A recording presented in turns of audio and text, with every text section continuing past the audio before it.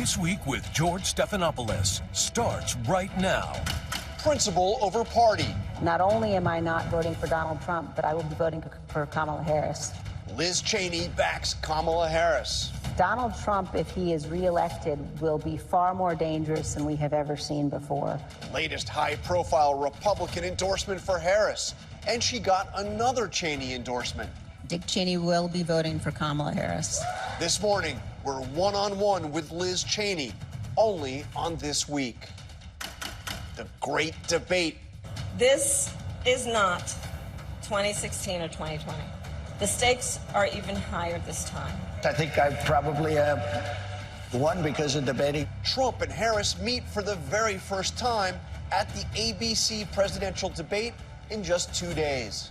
She wants 4 more years to enforce a radical left agenda. Donald Trump is trying to pull us backward. What's at stake and what could unfold? Republican Governor Sarah Sanders of Arkansas joins us. Plus, Christie and Donna Brazile and our ABC Debate Night coverage team. And as the NFL season kicks off, a look back at U.S. presidents and America's biggest sport, including the time Ronald Reagan and John Lennon met on Monday Night Football. From ABC News, it's This Week. Here now, Jonathan Karl. Good morning. Welcome to This Week. We are just 2 days away from the first and likely only debate between Kamala Harris and Donald Trump, right here on ABC Tuesday night.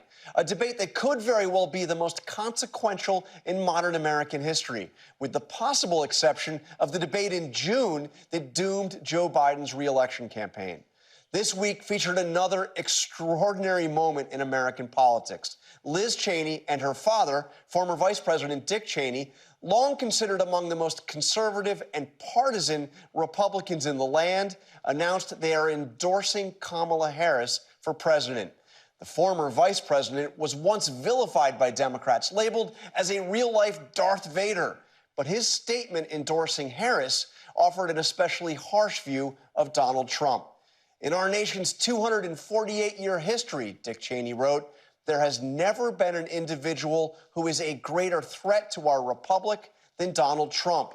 He tried to steal the last election using lies and violence to keep himself in power after the voters had rejected him. He can never be trusted with power again. Of course, the Cheneys are not alone. Some of the most prominent Republican leaders of the last 2 decades have also declared Donald Trump unfit for office, including 2012 Republican presidential nominee Mitt Romney, members of the McCain family, the former Speaker of the House Paul Ryan, and Mike Pence, Donald Trump's own vice president. And overnight, we learned that former President George W. Bush will not be making any endorsement whatsoever. In other words, the only living former Republican president not named Trump is not supporting his party's presidential nominee. But despite all that, the vast majority of Republican voters continue to support Donald Trump. Our latest ABC News Ipsos poll found that 93% of likely Republican voters support Trump over Harris. That's almost exactly the share of Republicans who voted for Trump 4 years ago. Will that change? Can Kamala Harris win over Republicans looking for an alternative to Trump? Liz Cheney joins me now for her first television interview in months. Welcome to This Week. Thank you. Great to be with you, John. So, bottom line, why did you make this decision to support Harris, and why did you do it now? Yeah, I've been voting for 40 years. My first vote I ever cast was for Ronald Reagan in 1984. I've never voted for a Democrat. Wow. It tells you, I think, the stakes in this election. Donald Trump presents a challenge and a threat fundamentally to the republic. We see it on a daily basis. Somebody who was willing to use violence in order to attempt to seize power, to stay in power. Someone who represents unrecoverable catastrophe, frankly, in my view. And we have to do everything possible to ensure that he doesn't, that he's not reelected. Given how close this race is, in my view, again, it's not enough. You have many Republicans out there who are saying, well, we're not going to vote for him, but we will write someone else in. Right. And I think that this time around, that's not enough. That it's important to actually cast a vote for Vice President Harris. I want to get to that in a moment, but first, you've made it abundantly clear that you have had policy disagreements with Harris. You still have policy disagreements with Harris. But she has moderated her positions on a whole range of issues from where she was just a few years ago. Did those moderations and the efforts to present kind of a moderate face at the Democratic convention, did that make the decision to endorse her easier? I have never viewed this as a policy election. Right. But I think that it's a very important point. If you look at Vice President Harris's speech, for example, at the Democratic convention, it is a speech that Ronald Reagan could have given. It's a speech that George Bush could have given. It's very much an embrace and an understanding of the exceptional nature of this great nation, a love of America, a recognition that America is a special place, a recognition that we all have to work together to ensure that. And you contrast that to ensure that we maintain it. You contrast that with what we hear from Donald Trump, again, on a daily basis, that America is a failing nation, that America is a laughing stock. The trash talking of the United States of America very much is part of the message that Donald Trump is pushing. And so at the end of the day, I think it's important for people to recognize he's not a conservative. The policies that we're seeing him put forward, including, again, on an almost daily basis, this notion of embracing global tariffs, that he's going to impose 100%, 200% tariffs, that is fundamentally an anti-conservative policy. It's also a policy that I point out to friends of mine who say, well, we're going to vote for him because of his economic conservatism, will choke off global trade, will likely lead us down the path that we've seen before, for example, in the 1930s, lead to, at that point, it was the Depression. The important thing for people to remember about something like the tariffs that he's promising, including, in addition to the fact that it's disastrous policy, he can do it alone. He does not need Congress, if he were to be reelected, to impose those massive tariffs that will, in fact, kill the American economy and the global economy. I mean, in fact, he did some of that when he was in the White House. And he's promising to go to a new level. Right. So, but before I leave Harris's policies, back in 2019, when she was running for the Democratic nomination, she took a range of positions. Medicare for all. She suggested she would favor abolishing ICE, decriminalizing illegal border crossings, a whole range of issues that she has now, apparently changed. Would you still have been able to endorse Kamala Harris if it was the Kamala Harris of 2019 and 2020? Look, I think that she has changed in a number of very important ways on issues that matter, and I would encourage independents to look at where she is on these policy issues today. I would encourage independents to compare where she is today with where Donald Trump is on these issues. And so I think from a policy perspective, it is very important to recognize the change, to recognize that she understands that this election is going to require a coalition of people from across the political spectrum supporting her. And that also necessitates an understanding that you've got to govern for all of those people. And on top of all of that, the Republicans have nominated somebody who is depraved, somebody who shows us every day that he has tendencies and he's willing to embrace things that are fundamentally a danger to this nation and to our Constitution. So the choice, in my view, is not a close one. But have you spoken to Harris in the process of making this? And can you tell us anything about that conversation? I'm not going to talk about the details of the conversation, except I would just say that she has a full recognition and understanding of the stakes of this race and of the importance of reflecting the broad coalition that's coming together to support her. And voting for her to stop Trump, which you made it very clear is primary motivation here, is one thing. What kind of president do you think she would be? Look, I think, she has shown us, and you can watch, again, through the convention, you can watch in terms of the lessons that she's learned as vice president. Listen to her talk about her vision for this country, her vision for the future. I mean, We've been talking about economic policy. You know, you look at national security policy, and again, there are certainly areas where I disagree with Biden administration national security policy, where I've disagreed with Vice President Harris's position on issues. But when it comes to fundamental alliances, when it comes to the importance of NATO, for example, and how important it is for the United States to lead in the world, we've seen a sea change. We now have a Republican Party that is embracing isolationism, that is embracing Putin, that, you know, we've seen just in the last week, the Republican vice presidential nominee willing to appear, willing to be interviewed by Tucker Carlson, who is platforming pro-Nazis, is himself pushing pro-Nazi propaganda. That is not the party of Ronald Reagan. And I believe strongly that if you're talking about a national security set of issues and you care about America's leadership role in the world, a vote for Vice President Harris is the right vote to make this time around. It is an extraordinary reordering of the whole political system when it comes to national security.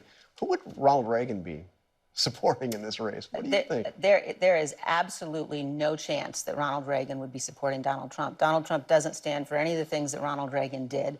And it's another place where I would urge my Republican colleagues, both in the Congress but across the country, to really look at Donald Trump's policies, to really look at the danger that he presents, to look at you know, what he was willing to do to stay in power.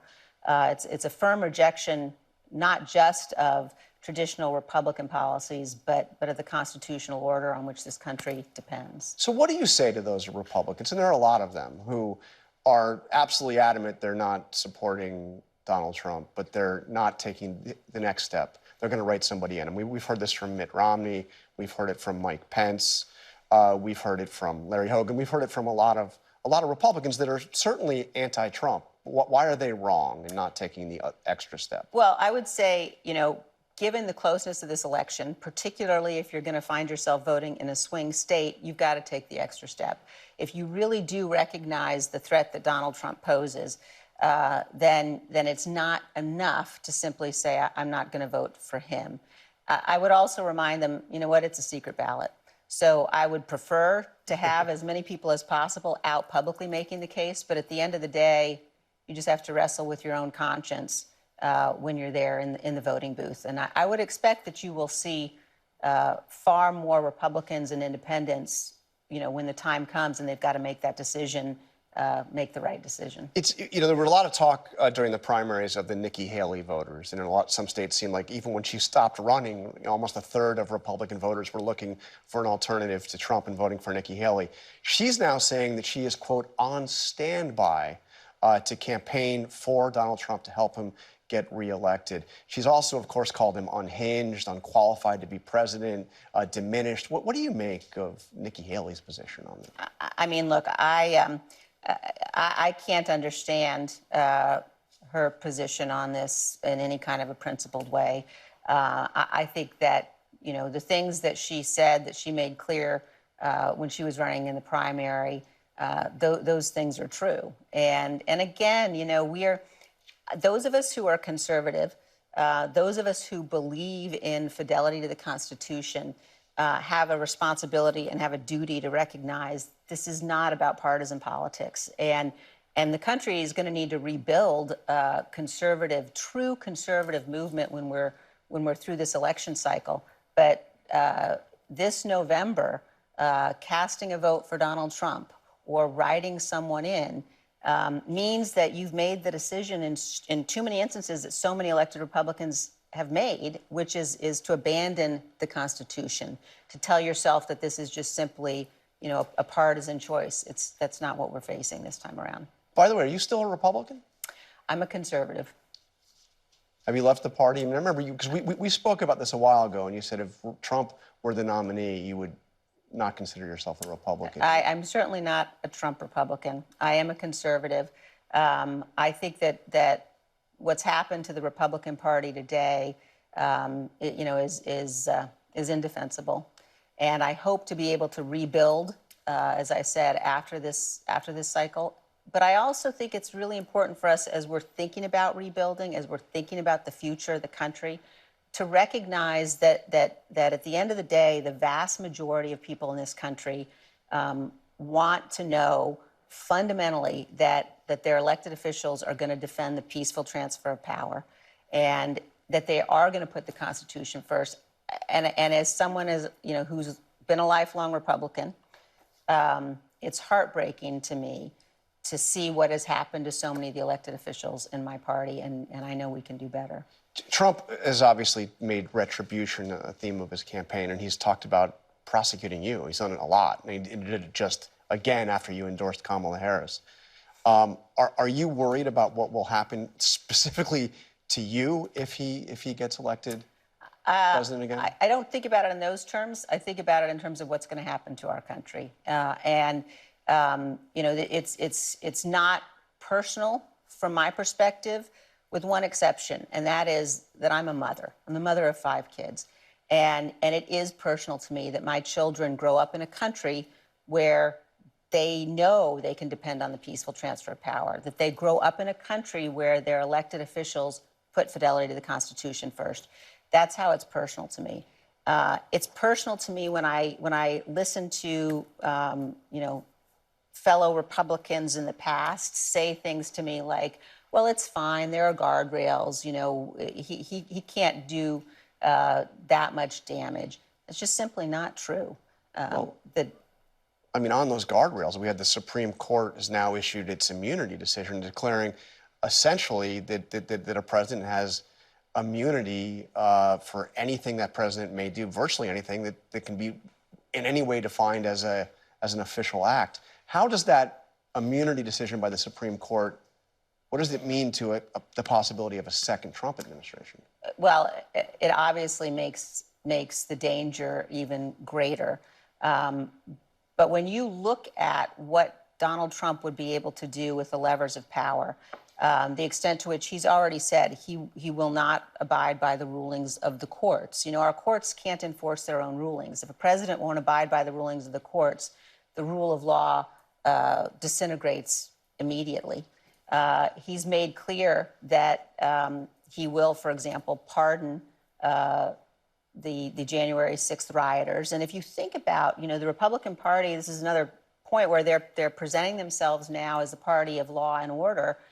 Donald Trump sat for hours and watched people in his name brutalize the police officers, law enforcement at the United States Capitol. He sat for hours and watched on television and ignored the pleas of his family and others saying, "You have to tell the mob to go home." So this is not a president who believes in the rule of law. This is a president who will use violence to achieve his own ends. And I think that the potential of the damage that he could do were he elected again is significant. It's also important to remember, on January 6th, the person who perhaps played the single most important role, in addition to the law enforcement officers who physically fought, was Vice President Pence, because he refused to do what Donald Trump was telling him to do, illegally and unconstitutionally throw out votes. J.D. Vance, who Donald Trump has picked to be his vice presidential running mate, has said specifically that he would, in fact, do that he would put Donald Trump's orders and instructions ahead of the Constitution. And it is hard to imagine a much graver danger than a president and a vice president who will put themselves above the Constitution. Do you think he'll ever be held accountable for what happened on January 6th? I think, number one, it is up to us, the voters, to hold him accountable in November, not to reelect someone who did what he did. Number two, I think that people need to look at what he argues and what his lawyers are arguing in court in the January 6th case in particular, which is, trying at every moment to suppress that evidence. The Select Committee put on a significant amount of evidence available publicly, thousands and thousands of pages of transcripts and documents. Donald Trump has had for years now, and the special counsel has come up with even more, developed even additional evidence, testimony in front of the grand jury by those who are the most senior leaders. The American people deserve to hear that evidence, and Donald Trump is doing everything he can to prevent it because he knows what those senior officials said. He's seen the evidence, the testimony. American people deserve to see it. But ultimately, we have to hold him responsible and accountable, and we have to make sure that he's never in a position of power again. All right, Liz Cheney, thank you very much for joining us live here on This Week. Great to be with you, John. Thank you. Coming up, she served as Donald Trump's voice at the White House. We'll talk to Arkansas Governor Sarah Huckabee Sanders about what the former president is doing to prepare for Tuesday's debate. We'll also ask her to respond to what Liz Cheney just said. We're back in 2 minutes. She's in Pennsylvania, and she's practicing for the debate. She's locked herself in a room. She's got a lot to learn. She shouldn't even go to the debate. She should go back to Washington, D.C. and fix all the things she's complaining about. Are you ready to face Donald Trump? Yes, I am. What's the one thing you want to really get across to him? Well, there's a lot, but look, it's time to turn the page on the divisiveness. It's time to bring our country together. That was Donald Trump and Kamala Harris on this week's debate. Arkansas's Governor Sarah Sanders joins me now. Governor Sanders, thank you for being here. And people may not realize this, but as I understand it, you actually played Kamala Harris in the debate prep for the vice presidential debate 4 years ago. Isn't that right? I did. It's been quite a while. I'd almost actually forgotten that I had that role and participated. But it was very difficult to get in that mindset, but was glad to be helpful in the process and glad to see this debate finally take place and see this matchup between Donald Trump and Kamala Harris. I think it is really important for the American people to see the big contrast that exists between these two candidates. And I want to get to what Liz Cheney had to say in her endorsement. But before I get to that, on the debate, what do you think the stakes are? How important is this for former President Trump?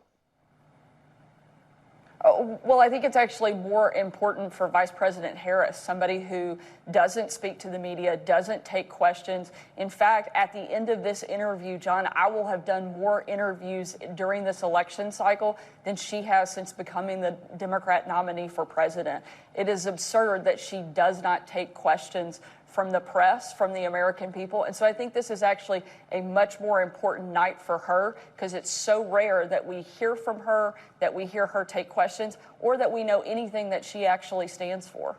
How is the former president preparing for this? What's your sense? You've been with him before big moments. He likes to say he doesn't need to prepare for a debate, but what is he doing?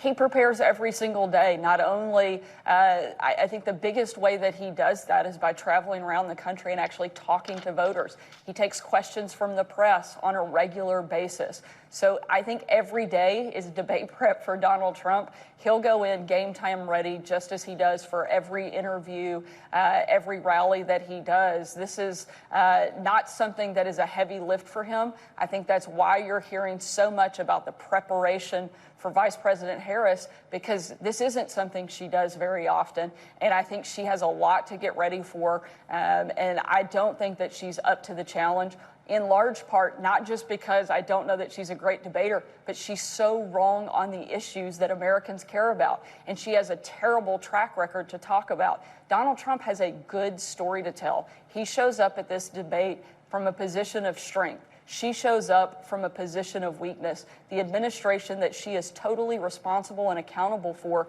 has been an abysmal failure. The economy is bad. Inflation has skyrocketed. You go to any grocery store or gas station as a family, as an American, you're feeling the failures of this administration. She doesn't get to run away from that. You look at the crisis at the border. They have opened it wide up, allowing millions of people to come in. They don't know who they are, where they're going, or what they're coming for.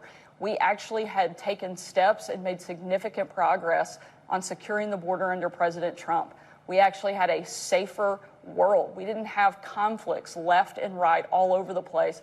She has to be held responsible for these things. She doesn't get to run away from them. And I think that's what makes this debate so difficult for her this week. Well, you heard from Liz Cheney, and obviously she's not alone among prominent Republicans that are supporting Kamala Harris or simply saying that Donald Trump is unfit for office. How do you square that record that you just talked about, which is obviously debatable and will be debated, with what happened at the end of the Trump presidency, where you know, he did try to overturn a presidential election, tried to overturn a Democratic election.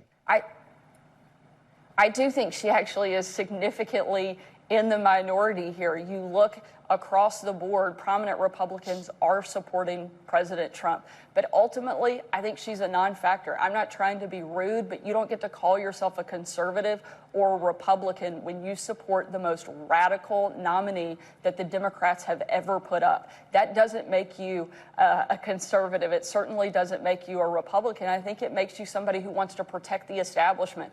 Frankly, I don't think this is news. It should come as no shock that Liz Cheney is not supporting the president. But what should come as a shock is that she is trying to call herself a conservative Republican or either one of those two words while supporting somebody who so clearly does not represent conservative principles. Well, on one specific that she pointed out, and others have too, you know, Donald Trump is talking about, you know, widespread tariffs on virtually everything that is imported into the United States, big tariffs. It's become almost a centerpiece of his economic message right now.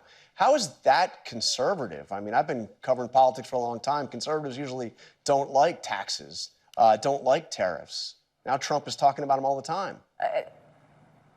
This is a president who uses that as a tool to hold others' feet to the fire. He wants to make sure that we're actually making things in America. There's nothing more conservative than empowering Americans and American companies to build things here versus building them overseas. We have to quit becoming completely dependent and reliant on people who hate us, people like China, people like Russia, people like Iran. We have a president now who has allowed himself to be completely walked all over, and a vice president who has been right there by his side, allowing other countries to take the lead. As we move into the next 4 years in the next administration, we have to decide, who do we want to be the world leaders? Do we want it to be the United States, or do we want it to be our adversaries like China, like Russia? Frankly, I don't want it to be them. I want it to be the United States. And there's only one person and one president and one administration who's done that before and will do it again, and it's Donald Trump. We certainly cannot count on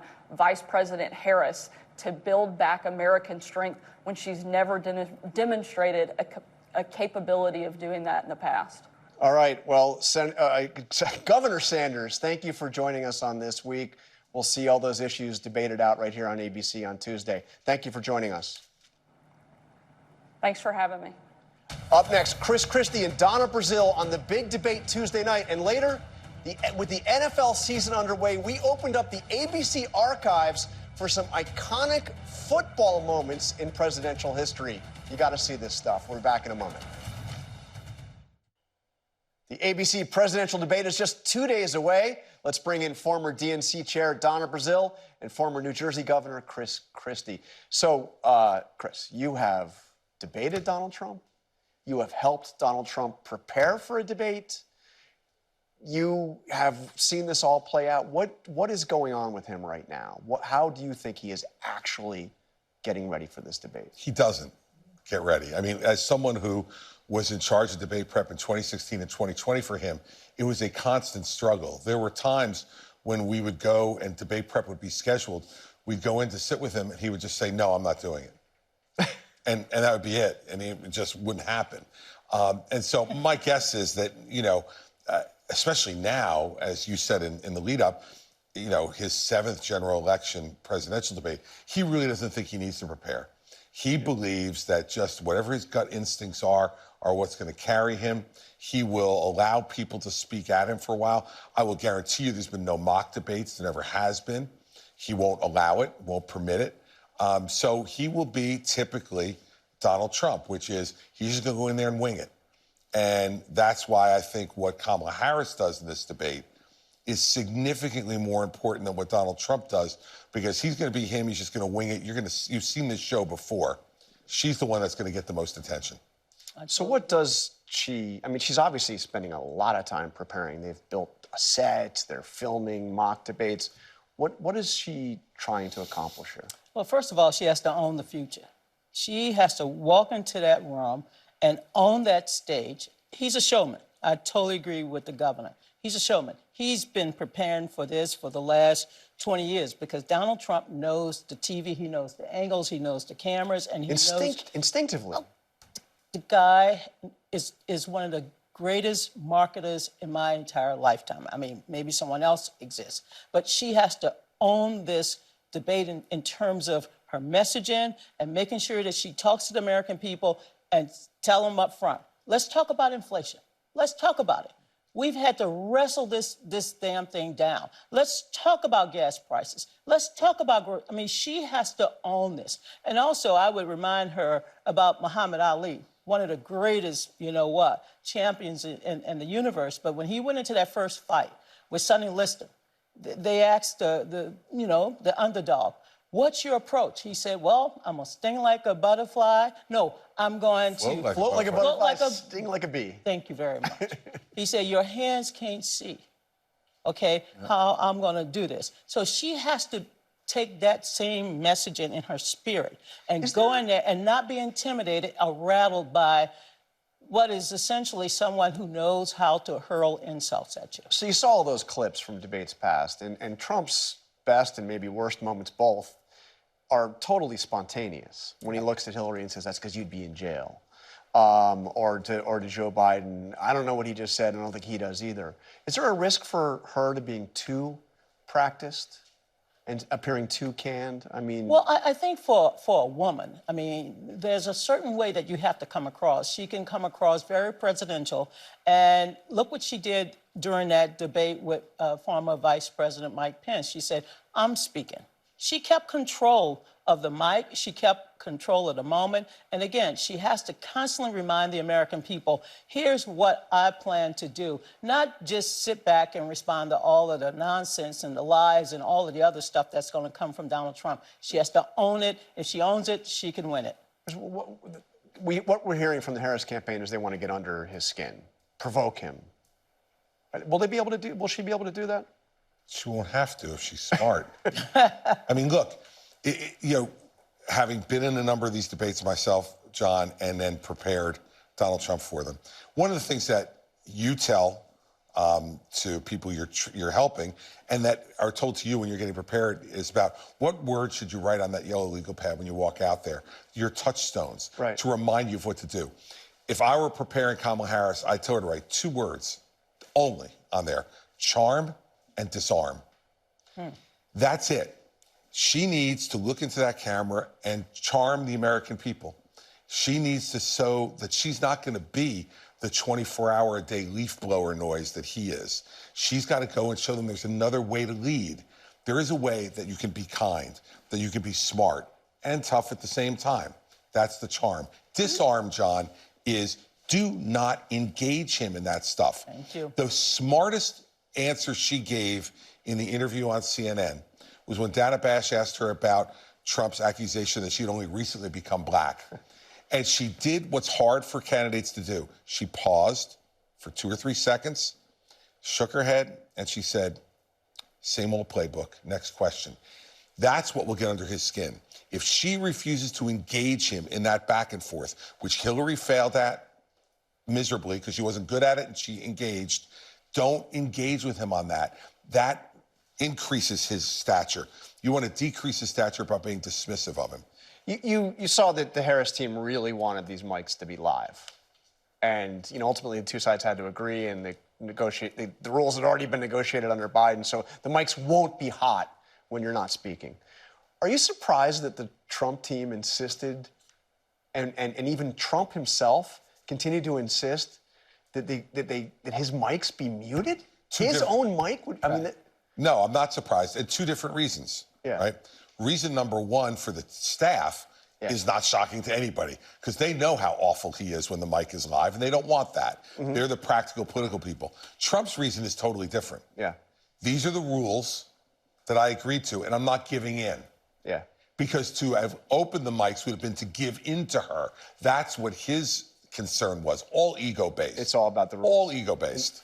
Look, I don't think that makes a difference. I saw the memo and I said, why bother? I mean, look, again, don't take the bait. That's great advice. But she has to walk into that room again, own the room, own her message, and say this is about the future, and explain to the American people what she's doing, what she plans to do, and then outline that vision. And just look at Donald Trump. She give him a side eye and basically say, stop. All right. Well, it's going to be right here on ABC. On Tuesday, we've got an hour pregame. You guys are both going to be there before the debate. And can we bring out popcorn and wine? We can bring it all. Up next, my ABC colleagues Martha Raddatz, Mary Bruce, and Rachel Scott will be here for the latest on what we know about how Trump and Harris are getting ready for the debate. We'll be back in a moment. And our pre-debate coverage starts at 8 p.m. Eastern right here on ABC Tuesday, where I will be joined by our team, who is all here right now. We have This Week co-anchor Martha Raddatz, our chief White House correspondent Mary Bruce, who covers the Harris campaign, and senior congressional correspondent Rachel Scott, who covers just about everything on the face of the earth. So let me start with you, Martha. We saw a point that I think is underappreciated. Donald Trump has done more general election debates than anybody in the history of American politics. You were actually on the stage as the moderator the last time he debated a woman, Hillary Clinton, in 2016. And it was very obvious that that was different for him. And right away, he starts out with kind of the body language. He was walking around the stage. That was the debate, as a reminder, that it was a town hall debate. They each had a lectern, but Donald Trump almost immediately left his lectern, and it was kind of looming over her and in the background. And he would go after the moderators, too. I mean, specifically try to debate us. And that was a challenge, because you just kept putting it back on him. Mr. Trump, please answer the question. Please, let's go forward. I mean, you basically wanted to give him a timeout if he didn't stop that. But watching the dynamic of the two was very different in those debates with Hillary Clinton than it was with Joe Biden.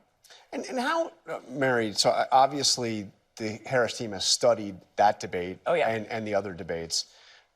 Bring us inside the kind of prep they're doing. Well, they are taking this very, very seriously, taking a very different, in fact, basically the opposite approach to Donald Trump. She is hunkered down in Pittsburgh. She is studying up. She is doing these mock debates. They've erected a stage. They're doing the full TV lighting. They have a lot of actually the people who prepped Hillary Clinton for that debate now involved in this. Clinton's former aide, Philippe Reines, is playing Donald Trump, and he goes full method actor, really inhabiting the role. And they are quick to note that, yes, Kamala Harris is an experienced debater, but this is different because, of course, Trump has a lot of experience at this. This is the first time she's faced off with Trump. The first time she's done a presidential debate, actually the first time she will actually come face to face with Trump. They have never met, in part, of course, because Donald Trump did not participate in the peaceful transfer of power, of course, during the last election. So this is a lot of new territory for her. The goal that the campaign has, of course, is for her to continue to define herself, do that before Trump can do that for her, and then to pivot and go on the attack. They are very concerned about that Trump amnesia, as they describe it, that voters have sort of forgotten some of the chaos of the Trump years. She wants to highlight what she believes is his failed record and then attack. And look, Kamala Harris is someone who knows how to land a punch, and she punches hard, but she has to pick those moments. She's also someone who we know rehearses those attack lines, workshops those attack lines. But sometimes they appear rehearsed. Exactly. It's a careful balance that she has to achieve. By the way, in case you're wondering what those images you were seeing, those were live shots, if we can bring it up again, of Philadelphia Constitution Hall, where the debate is taking place. Our team is in there right now, literally right now, working on constructing that set. Now, Rachel, you heard what Chris Christie said. He said Trump doesn't prepare for debates. I'm hearing that he's actually doing a little more preparation for this. Bring us inside that camp. Yeah, I'm hearing the exact same, John. Look, I think the reality is Donald Trump is preparing more than he is letting on. There is nothing formal. There are no mock debates. Christie was absolutely right about that. There is no lighting. There's no one standing across from him in a suit that they think that Kamala Harris is going to wear on the debate stage that night. None of that is happening. But he is doing these sort of informal policy talk sessions, right, with his advisors. And I am told that also Congressman Matt Gaetz has been brought into the mix as well. And he is helping Trump on some of the issues that may be more challenging when talking about his legal challenges, issues around abortion that we know he's going to face firing the questions at him. Exactly. And also former Congresswoman Tulsi Gabbard, which we know challenged Vice President Kamala Harris on the debate stage back in 2019. She's been involved as well. One thing to watch for, I think, is going to be key. When it came to Hillary Clinton, Donald Trump at least had some respect for her as a person, as a politician. I mean, she went to his wedding. She went to his wedding with Melania. He genuinely does not think that Kamala Harris is a smart person. He says that publicly, and he means it, and he says it privately as well. How does that come across on the debate stage? And does he lose his cool in a way that turns off voters? Which she would very much like to happen, that he loses his cool. Again, those muted microphones, I don't think it'll make that much of a difference, frankly, because he can still talk during his time. He's going to go after her. She's going to go after him. So whether he loses his cool, now, in many ways, Donald Trump has been the same in every debate except the one with Chris Wallace, and I think he learned his lesson in that one, that he went too far. Yeah. If you look back at the debates of Donald Trump, he's essentially the same. He pops off, he says something, he doesn't seem particularly well prepared on policy, and it hasn't made much of a difference. The debate you moderated, as you well remember, was it was right after the Access Hollywood. 48 hours after the Access where Hollywood. Republicans were fleeing. Most Republicans thought the race was over. We didn't know whether it'd actually debate. I mean, he basically saved his campaign with that debate. I mean, he's not to be underestimated. Well, remember the showmanship part of that, too, because just before we walked out, in walked the women who had accused President Bill Clinton Jones, of sexual assault. They were in the audience, and remember also that was with an audience. That does make a difference. We had to shush the audience a few times during that. But that debate, he walked out of there and felt he won the debate. Hillary Clinton walked out of there and felt she won the debate. But talk about the audience, because he wanted an audience for these debates as well, the CNN debate and this debate, and he agreed not to. How does that, because he plays off an audience, how does that change? He does, and an audience can make a difference if the audience is sitting there cheering for you, which has happened with Donald Trump in rallies and everywhere else in the town hall that he had. The audience was, but you have to keep, my experience, and I did Joe Biden and Paul Ryan, the audience kept pretty quiet except the one with Hillary Clinton and Donald Trump. And you had some, booing and hissing, and that does make a difference. He does play off the audience. He obviously can't this time, but he will try to have that energy in different ways. And Rachel, his team really wants him to focus on issues, not the personal attacks. I guess we don't know. I mean, yeah, you don't really know what version of Donald Trump is going to show up that night, but for good reason, because even when you look at the New York Times Siena poll today, you see that he's still leading on key issues, namely the economy, immigration, and crime, and not personal attributes. And not personal, but some of his attacks calling Harris liberal, progressive, those are actually landing among some voters. We will continue this conversation Tuesday night at 8 o'clock. Watch us. Up next, Ronald Reagan, we're going to talk about the time he ran into John Lennon on Monday Night Football. Seriously, this happened. And more great presidential moments in a moment, all from the ABC archives when we come back. And finally, on this opening week for the National Football League, we dive into the ABC archives for some memorable moments involving two American presidents and America's most popular sport. On the day of his second inauguration as president, Ronald Reagan spent some time practicing flipping a coin. Oops, no, not that one.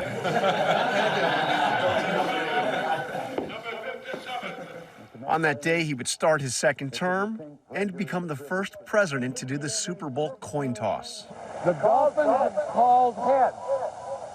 Mr. President, will you please toss the coin? Despite the practice, the coin flew a little off course. It is tails. The toss and a classic Reagan-esque touch. Well, thank you. It was a privilege. And all I can say is something that used to be a little prayer of mine when I played football myself.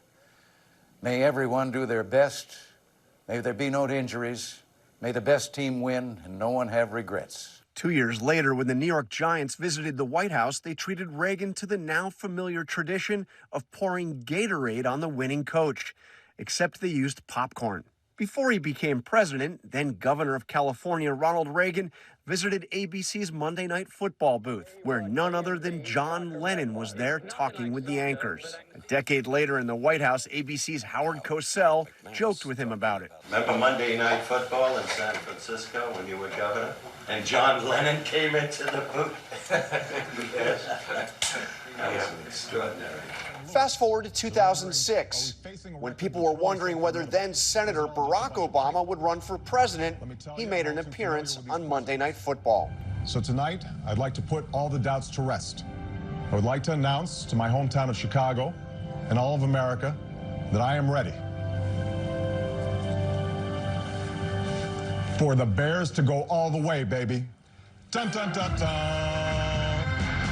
2 years later, the night before the 2008 election, Senator Barack Obama, Senator John McCain. They'll be joining Chris Berman coming up on our Toyota halftime show. Obama and Senator John McCain appeared on Monday Night Football to make their final pitch to voters. And I'll make a pitch here to tune into Monday Night Football tomorrow night on ABC and ESPN. Thank you for sharing part of your Sunday with us, and tune in here Tuesday night for full debate coverage on ABC from the National Constitution Center. And there it is in Philadelphia.